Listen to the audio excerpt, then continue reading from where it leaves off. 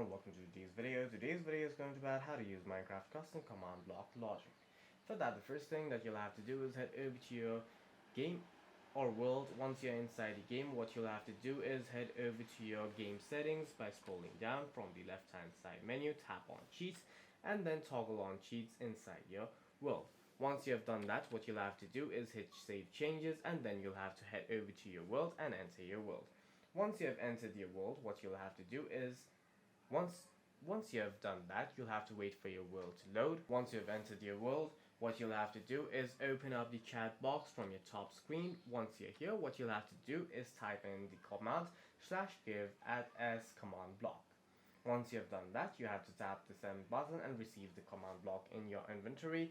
You can then place the command block down, and then what you can do is enter the code like /say-hello or /timesetday. For any further questions, please feel free to leave a comment down below.